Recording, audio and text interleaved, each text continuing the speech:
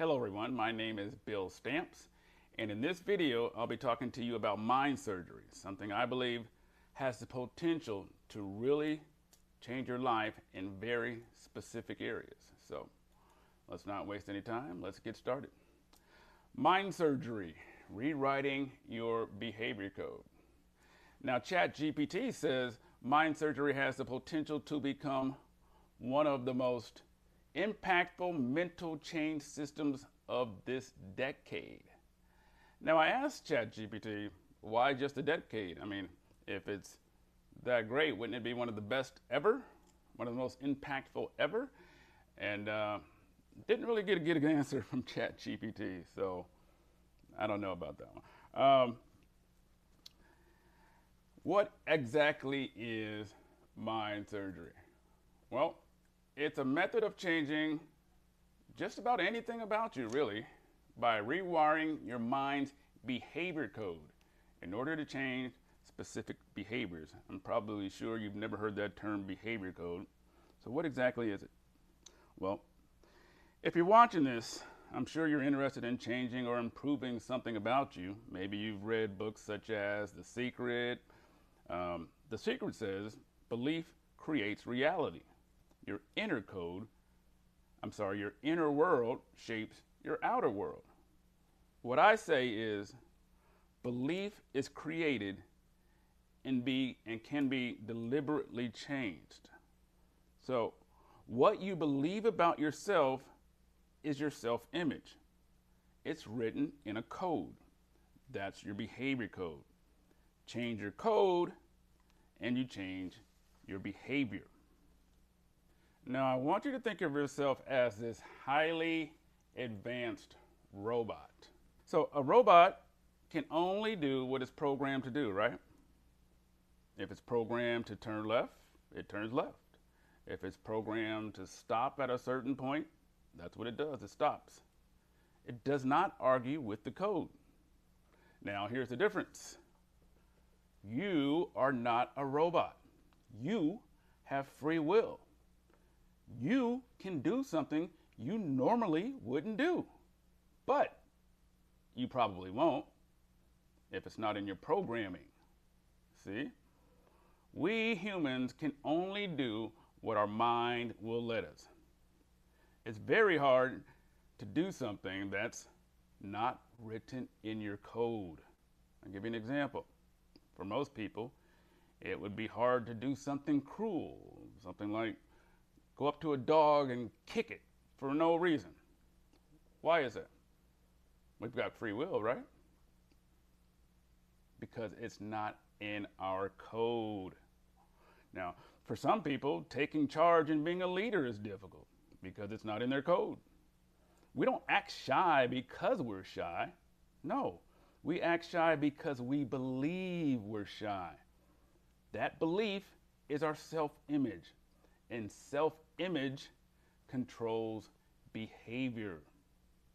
Change the self-image and behavior reorganizes automatically. So in other words, rewrite your behavior code. Now, there was a man who wrote a book back in 1960. His name was Maxwell Marx. The book was called Psycho-Cybernetics. He was a plastic surgeon and he noticed something very fascinating. What was that, you asked? Well, some of his patients changed their appearance and their life improved immediately. Others looked different, but they kept acting the same. So that led him to the idea that we all carry a self-image that I just talked about. It's an internal blueprint of who we believe we are. So again, we think we have free will, and we do, but we don't. Only if it's in your code. You have the freedom to do anything you want, but if it goes against your behavior code, which is your self-image, you probably won't. And so this extends even into relationships, all right? Um, if you can't see yourself with someone of a particular race or height, religion, maybe socioeconomic status, you're probably not going to go out with them. You could, but you probably won't. Now, you might say, come on, that's common sense. Yes, it is, you're right. That's how humans operate. So, if you want to change your behavior, you have to change your what? Behavior code. And that is the person your subconscious mind believes you are. Now, how did this all come about? Let's back up a little bit. So, I didn't come up with this from Tony Robbins or The Secret. No, I started back in the 1950s. Well, kind of, at least in spirit. So I was listening to old recordings of a broadcaster named Earl Nightingale. And he had this program called The Strangest Secret. And he said one sentence that it just struck with me. And that sentence was, we become what we think about. Nightingale said, your mind is like a garden, and it will return what you plant. It has no choice.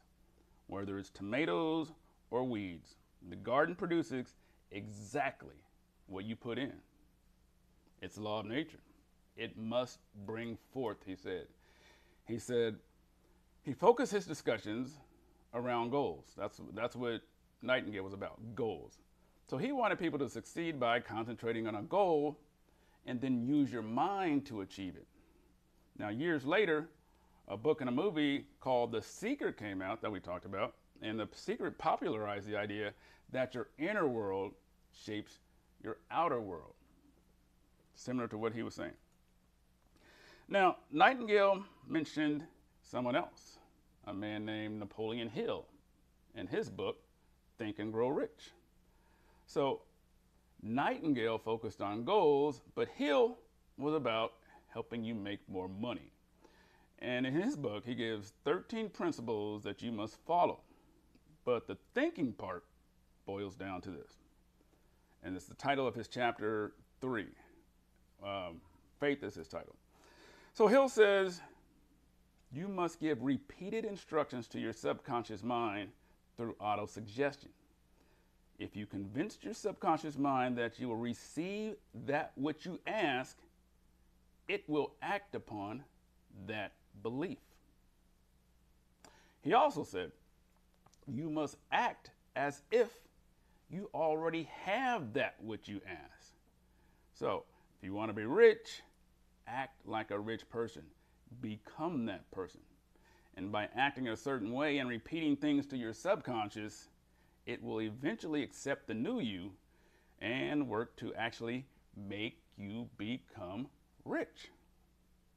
So, I say, yeah, that's what you're doing. You're rewriting your behavior code to get rich, though. So here's what Hill said. He said, pick a dollar amount, okay? Set a date that you want it by, and repeat this to yourself every day. That's what he says in his book. So, hey, I wanted more money. I said, let's give this a try. And I would say to myself, I, Bill Stamps, will have $50,000 in my bank account by July 1st, 2020. I remember because it was 2019. I remember telling myself, I didn't just go to my room. I would say that in my car. I would say that everywhere. I would even say it in the bathroom. You know, if I was going to be in there for a little bit, you know what I mean? I would say that I, Bill Stamps, will have $50,000 in my bank account by July 1st, 2020. And you know, hey, he said it worked. I wanted to see. Let's see. So I did it. I'm telling you, I did it over and over and over again. But here's the important thing. Another thing Hill said, you have to have a plan. Yes, he said you have to have a plan for obtaining the money. So repeating, uh, repeating to yourself your plan. No, repeating to yourself that statement. That was just one of the steps. So I don't know if Hill assumed if you repeated it enough, your mind would somehow create a plan, or if most people would already have a plan. But to me, this was the major flaw of the book. And I asked ChatGPT, it agreed. I didn't have a plan. I had no plan in place to have $50,000 in 6 months. I just didn't. I've read books and stuff, and I know a little bit about the stock market. I've watched HGTV, how to flip homes and things like that, but I have no plan to get how to get $50,000. No, that was the reason I was reading his book, to see what it said. If I had a plan, I would have just did my plan. So to me, that's the flaw of the book. And like I said, ChatGPT agrees. Now, that wasn't the only book I read. I've read so many books having to do with the subconscious mind and how your thoughts and thinking affects behavior. Everything you see on this screen, I read. As a Man Thinketh, Think and Grow Rich, The Power of Positive Thinking, The Power of Your Subconscious Mind. I read them all. Now, the common theme in all of them is what you think about matters. What you think about matters. Earl Nightingale said, a man is what he thinks about all day long. So again, as I did with Napoleon Hill, I started to experiment. All these guys can't be wrong, right? So I was trying to rewrite my behavior code before I knew even what that meant. What I was doing, I was trying to rewrite my behavior code for talking to women. I was single, had been, at that time, probably divorced for a year or so. And so I was trying to get my subconscious not to care about what people think. So let me explain something real quick. I've never been the kind of person who met my dates by going to a bar and just going up to a strange woman and talking to her and getting her phone number, or going to some festival or concert and just talking to a strange woman and, going from there. That was never my thing, mostly because I like to dance. And so I would always go dancing, and asking someone to dance is no problem. Hey, you want to dance? Hey, you want to dance? And if they said no, no problem, no big deal. So I wasn't used to just approaching a strange woman. I don't know. I mean, you could say maybe I nervous or something like that, but that just was never my thing. So as I got older and I wasn't going dancing, like I had before, and I was going to sports bars, now I needed to work on that. So that's why I wanted to change my behavior code for approaching a woman. And so I did. I started working on that. And so what happened was, let me explain one more thing. Even though I was a TV reporter, radio reporter, always have done public speaking in my life, I'm not a big talker when I'm with a group. Meaning, like if I'm in the newsroom or a job where there's a big room and there's desks all around, I'm not one of those persons that just carries on a conversation out loud where everybody else can hear. And I'm also not that kind of person who just talks loud at a party where everyone else can hear. I don't like talking on my phone, walking through the store where everyone else can hear and I'm calling attention to myself. Some people are like that. And I'm not even saying there's necessarily anything bad about that. I'm just saying that wasn't me. So you get kind of a picture of who I am and how I am. So I wanted to work on my behavior code and change that, rewrite that, so that I would be this person who basically did not care what other people think. Because I think it kind of boils down to that. You're worried about, if you're going to talking to a strange woman, you're worried about rejection. If you're in a group, it's not necessarily rejection, but people looking at you. What are they thinking? Is he thinking this guy is an idiot? This joke isn't funny. I mean, it just depends on the situation. But Let me tell you something that happened.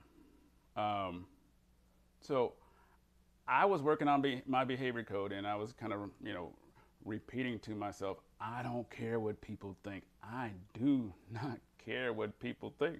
I just don't. And I don't remember the exact wording that I used to tell my subconscious. But what I do know is one day I remember I was at work and it was weird. They were talking about music, I believe, and let me get back on camera. So they were talking about music, and there's people over there, and there's people over there, and I remember I said something, and then I just jumped up, and I started like I don't remember the dance, but I was doing this dance from the '80s, no, the '90s, and I'm doing it for like 5-6 seconds, and then I sat down. And I remember when I got home that night, I said to myself, whoa, who was that? Who was that guy? I had never done that before. I had never done anything like that before. I hate calling attention to myself, but that's not it. I remember, I think that same week, I went to church. And normally I may not sit in the back, but kind of in the middle. That's my spot. Not that time. I walked straight up to the front. I don't know if it was the front row, but those first 3 rows sat right there. Did not care. I did not care. And it was like, wow.